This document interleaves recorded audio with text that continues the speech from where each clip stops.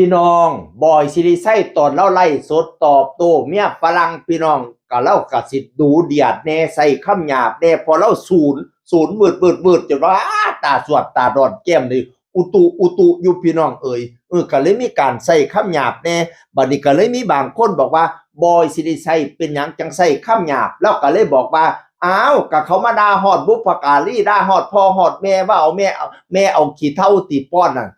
เจ้าซุ่มเจ้าเสียข่อยเฮ็ดจังไดซุ่มเจ้าเสียข่อยยิ้มอยู่ติสิบ่ให้ตอบโต้ติโอ้ยแล้วก็ศูนย์เนาะเฮ้ยด่าฮอดพ่อฮอดแม่เอ็นอรดีแล้วบอกว่าบอยสิริไซเป็นคนอ่อนไหวในเรื่องนี้เพราะว่าแม่เราเลี้ยงมาผ้ายากแม่แตนกับยายสวยเลี้ยงมาผ้ายากอันมื้อใดบ่มีข้าวกินพุ่นไปขอฮอดอยู่วัดพุ่นน่ะเราทุกข์ลำบากมากกับแม่เราฉะนั้นผู้ใดสิมาด่าครอบครัวเราสิอ่อนไหวได้เรื่องนี้พะนะว่ามาหาว่าแม่เราอันเอาขี้เถ้าป้อนแล้วก็ศูนย์มืดแล้วเนาะเฮ้ยโอ้โธจัดหนักจัดเต็มเลยว่าต่อไปบัดนี้นี่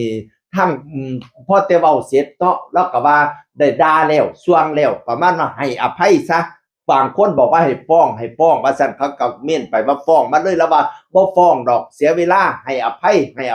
แอนอรดีก็ให้อภัยป้าแล้วไปซะปะนะว่านั่นน่ะ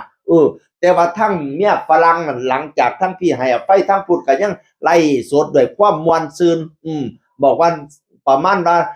บอยสิริไซนี่คือสิว่าบ่มีผู้ใดกล้าว่าโตเนาะคือสิบ่ในคือสิว่าเจ้าของเป็น CEO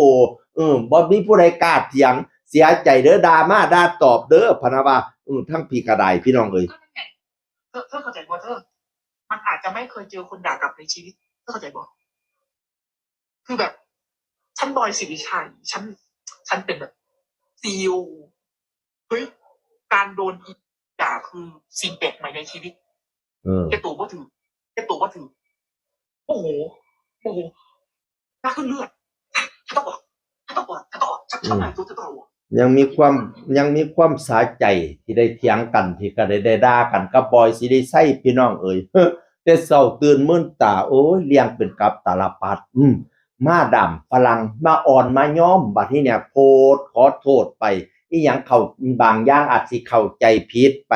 ขอโทษขออภัยโพดแล้วบ่แล้วดีมาอัดคลิปขอโทษอีกบัดนี้เนี่ยได้ด่าเขาอีหลีล่ะพะนะว่านั่นน่ะข้อยก็เป็นผู้ใจร้อนข้อยกันนี่เนาะข้อยก็ขอโทษขออภัยพะนะว่าอุ๊ยมาอ่อนมาย้อมพี่น้องทางแอนอรดีกับอันบอยสิริไซก็มาโพสต์ในบ้านฮัก AB บ้านฮักออยแอนเพิ่นว่าอยากให้เรื่องมันจบในเมื่อเขาขอโทษแล้วก็ให้จบบ่ให้ไปเว้าถึงอีกบ่ต้องไปเว้าความยาวสาวความยืดให้สังคมตัดสินเองแล้วก็ขอบคุณ FC ทั้งหลายที่ยังสนับสนุนที่ยังเห็นอกเห็นใจบอยกับแอนอยู่ตลอดมาฮักหอมกันด้วยดีตลอดมาเป็น FC ที่น่ารักเฮ็ดหยังผิดไปก็ค่อยตักค่อยเตือนขอบคุณหลายๆสุผู้สุคนต่อไปคันมันจบเพียงนี้บ่ต้องไปเว้าความยาวสาวความยืดพะนะว่านั่นน่ะอุ๊ย FC แล้วก็มีเป็นผู้เป็นตาฮักเนาะเฮ้ยโอ้ FC บอยแอนก็บ่แม่นธรรมดาเด้ออย่าคิดว่าสิไปแตะไปต้องเขาเจ้าเด้อ FC เขาเจ้าก็แข็งแกร่งพอสมควรนะบอยก็จนได้เว้าว่า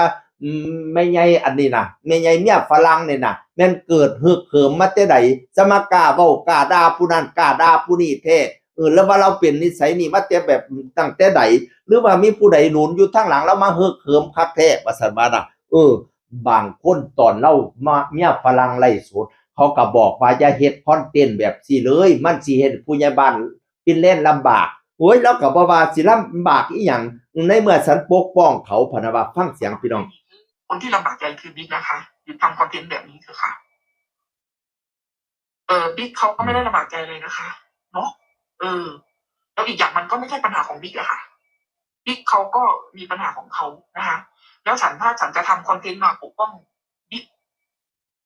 คือเรื่องไม่ดีเหรอคะคือเรื่องที่บิ๊กต้องลำบากใจเหรอคะตอนเราไล่สดอยู่เนาะก็มีคนไปเม้นบอกว่าอย่าเฮ็ดคอนเทนต์แบบนี้มันสิเฮ็ดผู้ใหญ่บ้านฟินแลนด์ลำบากใจพะนะว่าเราก็ว่าสิลำบากใจอีหยังฉันปกป้องผู้ใหญ่บ้านฟินแลนด์ฉันปกป้องบิ๊กพะนะว่าบัดเช้าตื่นมื่นตามาติพี่น้องเอ้ยผู้ใหญ่บ้านฟินแลนด์มาจากต่างประเทศมาจากยุโรปว่ะ มาฮอดขอนแก่นเราได้ยินข่าวนี่โอ้ยเราปวดหัวมากเก่าพี่น้องเอ่ยเล่ากับมาไล่สดชี้แจงว่าตอนที่เข้าเจ้าด่ากันนะข่อยอยู่เคียงบินข่อยบ่รู้เรื่องอะไรนำเลยสำหรับข่อยกับพี่บอยพี่แอนน่ะยังมีความรู้สึกดีๆต่อกันบ่ได้มีปัญหาอะไรทำไมกันเรื่องที่เกิดขึ้นน่ะข่อยบ่รู้เรื่องเลยข่อยน่ะโอ้ยข่อยเทิงเมียข่อยเทิงเสียใจมันเกิดอีหยังกับข่อยอีกมันเกิดอีหยังกับข่อยอีกพะนะว่าแต่ละว่านี่ล่ะคนสิเจริญรุ่งเรืองไปหน้ามันต้องมีอุปสรรคพะนะว่าบัดนี้บอดโนดซึ่งเราก็สนิทกับผู้ใหญ่บ้านฟินแลนด์เนาะแล้วก็เว้าถึง FC ผู้ใหญ่บ้านฟินแลนด์ผมฮู้ว่าทุกคนฮักผู้ใหญ่บ้านฟินแลนด์เป็นติ่งผู้ใหญ่บ้านฟินแลนด์แต่เราจะไม่ไปทำร้ายคนอื่นไปละลานคนอื่นเราควรอยู่ในพื้นที่ของเราฝากด้วยนะครับใจเขาใจเราเด้อครับอย่าไปละลานผู้อื่นเฮาอยู่ในพื้นที่ของเฮา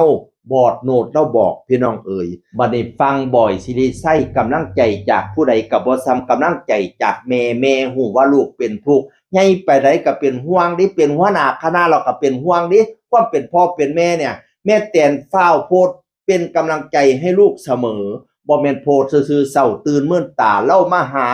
ลูกชายเราอยู่สารคามด้วยความเว้า